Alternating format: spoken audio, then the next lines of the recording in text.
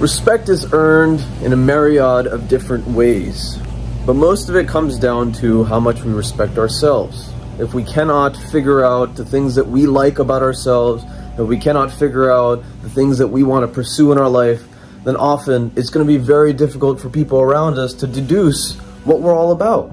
And that, my friend, is the crux of it all.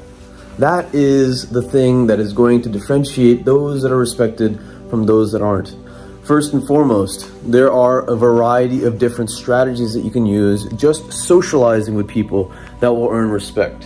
One of the main ones that I use often, and hopefully in a respectable manner, is trying not to be cut off, to make points that have value and to continue them, to allow people to actually understand the entirety of what I'm trying to say.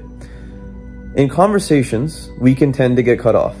If we are too meek to not to believe that what we're saying is impactful, then people will find that every time they want to throw in a point, or if they want to derail us, that they can.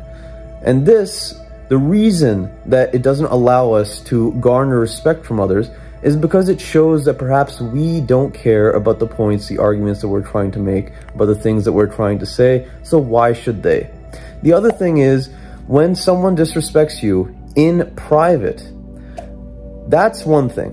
To disrespect you in a group of people, that's another thing altogether. And when it comes down to it, the disrespect in a group of people, in my opinion, should be cut out immediately. There should be at least a warning to that person in the group. Now, if you're a meek person, if you're a little bit less severe when it comes to your presence in a group, then I would recommend really working on this. An eye gesture or a hand motion or some sort of small sign will make a drastic difference in letting that person know that something is off, making a weird face even.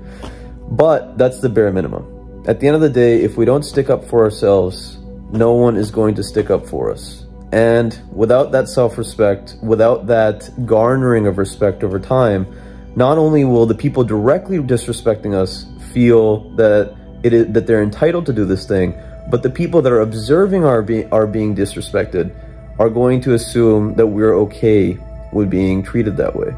So those are actions that we can take directly to mitigate these things. When it comes down to it, we must be very strong. We must be strongly willed in life. The deepest respect is garnered from our willpower. In One Piece, an anime that I love to watch, this willpower is called Haki. Now, Monkey D. Luffy, for those of you that don't know, is kind of like an animated, childish, exuberant character most of the time. But when it comes down to things that he really believes in, things that really ignite his passion for what he does, he never lets those things go. And he makes sure to make his voice heard in the truths that he believes, in the midst of incredible powers, incredible people that have tremendous haki, tremendous willpower, not only to determine that he is a contender, but also to show them that he is someone that they should be considering a contender. So speaking up is a big part of it. Now, the exact opposite is respecting people comes down to listening. A lot of hopefully the people watching this channel are incredibly good listeners.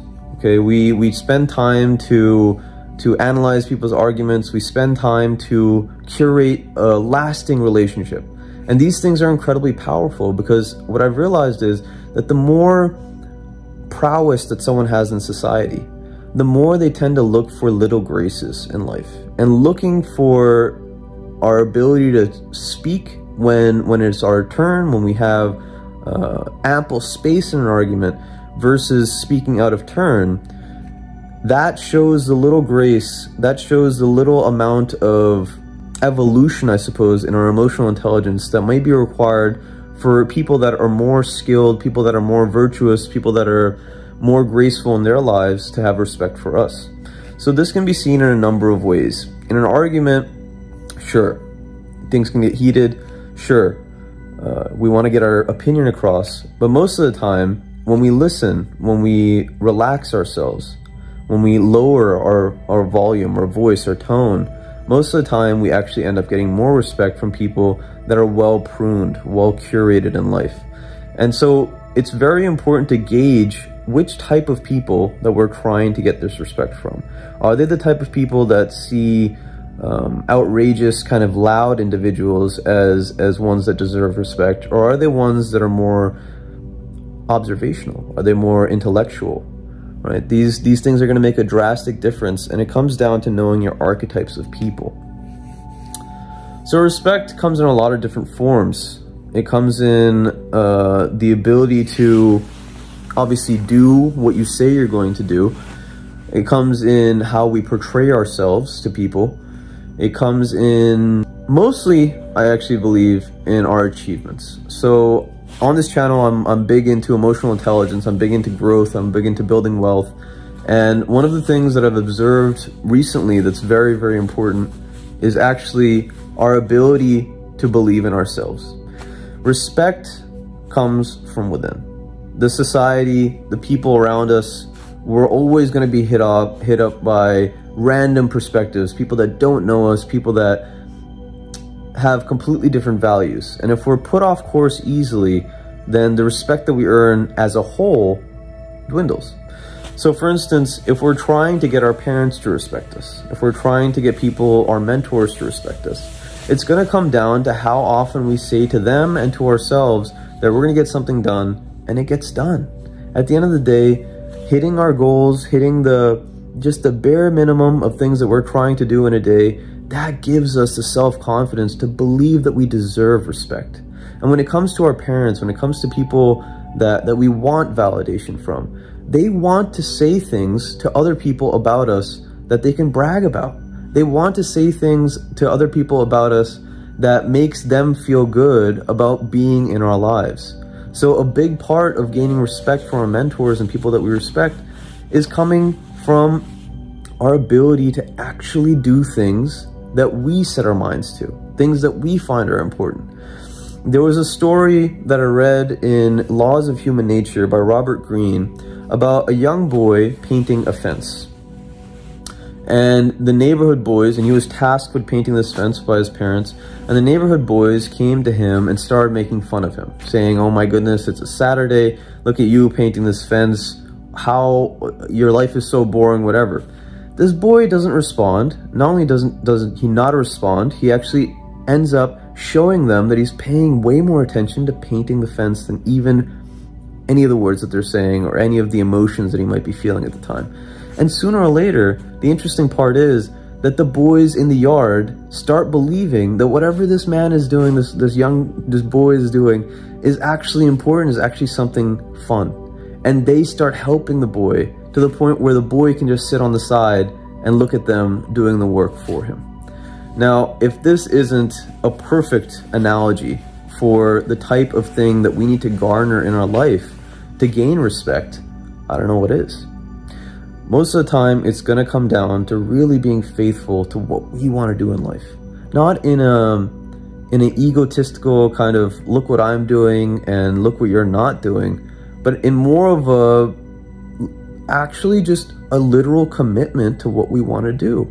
And a literal commitment to proving to ourselves that we are a trustworthy person to be around. So respect, though earned through certain verbal, visual cues that we can put out, though it's earned through certain actions that we can trick out in certain scenarios if we know our archetypes well, I believe the most respect in life earned by the people that we want it from most comes from our inner self-respect. So hopefully you found this interesting, hopefully you found this valuable in your life, and hopefully you have a chance to apply it. Please tell me if there's a situation in your life that you want to get respect, that you feel you deserve respect. Please tell me what that situation is, and I'd be gladly exchange some thoughts in the conversations below.